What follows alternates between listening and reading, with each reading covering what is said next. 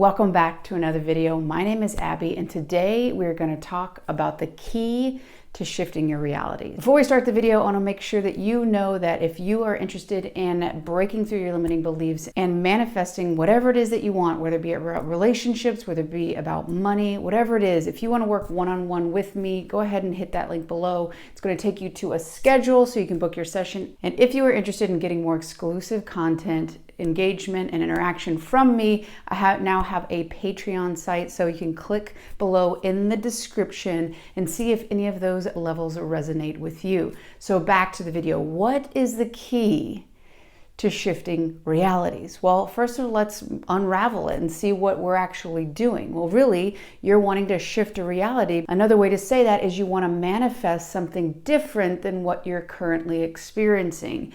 I'm going to take it back down to the basics, because you need to know that manifestation is a really simple thing. You need to know that you are manifesting right now. I am manifesting right now. Why? Because manifestation, if you look at the etymology of the word, it's basically to reveal what is unseen to the eye. So to make what is unseen, seen. And what does that mean? That means that whatever you deeply hold to be true, a belief is basically giving acceptance for something to be true. So whatever it is that you're believing, you're accepting and giving that permission. Neville Goddard, you think about the law of assumption, it's giving consent and permission that yes, this is true. It could be, yes, I am unworthy. Yes, I'm not good at relationships. Or yes, I am worthy. Yes, I am valuable. Whatever it is, that is essentially what you are seeing reflected. Your life right now, your circumstances are a reflection of your beliefs. They are a reflection of what you accept to be true. Realize that does not mean it's objectively true, meaning it is absolutely true. It means it's true for you, subjectively true. What does that also mean? That means it can shift. It can shift because it's malleable, because it's whatever you accept to be true. As if you've seen other people in their life make massive changes, you're like, well, how are they doing this? Because they've shifted what they accept to be true about themselves. Their belief shifts, and then they see that reflected back. And so I'm going to use a simple example to help you understand this a little bit more. And I'm going to be turning to my friends, the tarot deck. And we can get into tarot talk later. But the only reason I'm using these cards today is just a visual representation of what's happening when you shift your reality. Specifically, if you were watching other people, or maybe you've shifted your reality when it comes to money, but you can't seem to shift it when it comes to relationships. Or maybe you can't seem to get the job, but relationships are easy. Whatever it is, there's more resistance, there's more situations that have had more of a traumatic effect on you, and you're having a harder time to shift. And I'm going to help you understand so you can shift out of it and create whatever life that you want. So it's simple as this. I didn't say it's easy, because there can be things in our past that are really difficult to let go of, but it is a simple concept. So basically, these tarot cards, right? There's all sorts of different kinds. I'm going to try my best not to drop these. But anyway, so for instance, the Emperor, right? There's thoughts, feelings, actions. There's a set of objective principles that you'd associate with the Emperor, all right? Same thing with the Empress, right? There's thoughts, feelings, ways of being in the world that you'd associate with the Empress. I'm just going to keep going because I also think these cards are really pretty. Justice, right? Thoughts, feelings, all this. So if you look at these all together, right? It's testing my hand-eye coordination. They're different things. They're different ways of being. So here's the Hierophant. I mean, I could go on. But, and then the other thing too, is I wanted to point out, there's also the Three of Swords. And obviously from this card, it's a heavier card. So when you think about this card, as opposed to the Hierophant, and you don't have to know tarot and what these cards mean. This is literally just for a physical representation to simplify this idea. So all of these things are potential states of being, potential experiences for you. So for Justice, for let's say the Empress, right? Like obviously maybe that's like whatever, having these physical resources, being able to attract or see this reflection of your worth come back to you in terms of money, in terms of physical resources. It could be the Hierophant, the Emperor, right? Or it could be the Three of Swords. What does that mean? That means that each one of these is a state of being. So for right now, for instance, I'm going to shift back over here to the card, because I think that if you're watching this video, there might be something in your life that's painful that you're wanting to shift out of, right? You're wanting to shift to the good stuff. So if you're right now having a situation where you can't manifest that relationship you want, or you're having heartache when it comes to physical resources, there's thoughts and feelings. Oh gosh, I'm not valuable. Man, everyone rejects me. And when I get this relationship, it seems like I've got it so close and then they leave. Or why doesn't somebody really see who I really am and appreciate that? Well, those are thoughts and feelings. Those thoughts and feelings are going to be completely different than the Empress.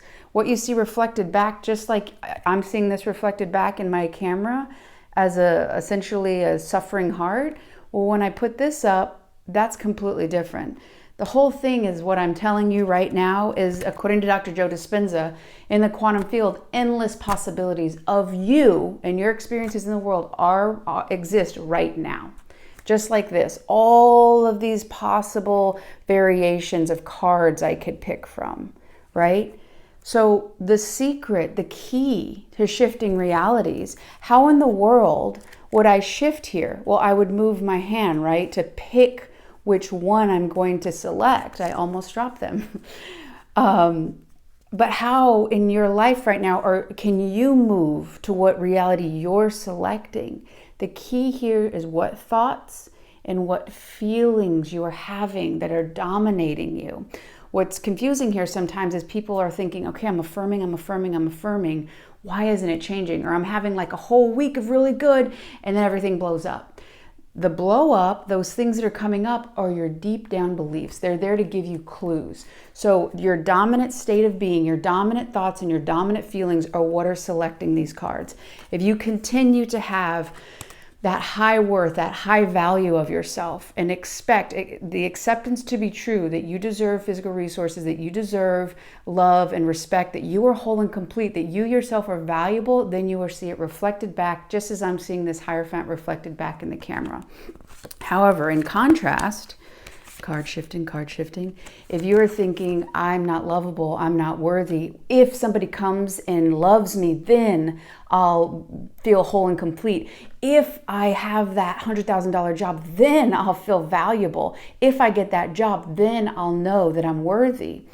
So you can see I'm sending out these ideas that I am not, that I am unworthy, that I don't have enough, that I'm not whole and complete.